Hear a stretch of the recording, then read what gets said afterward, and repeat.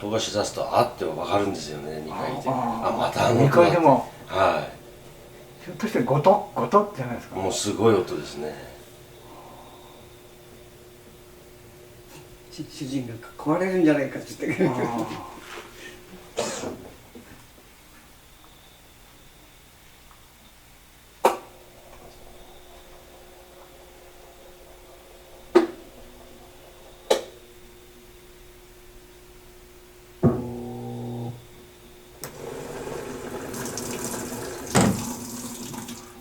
この音。はい。ウォーターハンマーですね。ここからやってるんですよ。この中の水族館からですね。音がしますね。これ何なんですか？ウォーターハンマー現象って言って、よくあることなんですけど、水圧が高い場合に洗濯機ここにですね、電磁弁といって水を出したら止めたりするんですけど、止める時にパッと止めますから、その反動で水がこう逆流してこんな中で振動するんですよ。ウォーターハンマー現象と言います。専門用語があるんですね。はい、水圧が高い場合にはよくあります。我が家でもやってます。そうなんですか。これはもう防ぎようがないんですか？これは防ぎようがないですね。以前の洗濯機ではこの音はしてなかったんですけど。洗濯機の構造にもよるんですけどね。一回止めるからですか？はい。これ水が来てるのをパッと止めるから、その反動で戻ってバーンって響くんです。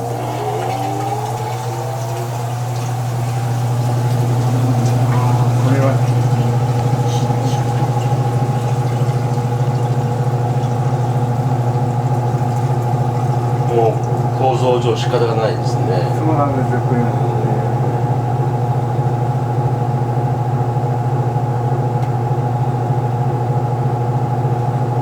で、そちらのお宅でもこれは起きているということですね。はい、我が家でも起きてます。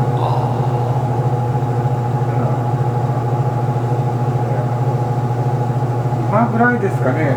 今ぐらいの音です。こちらはもうちょっと大きい音がするかもしれない。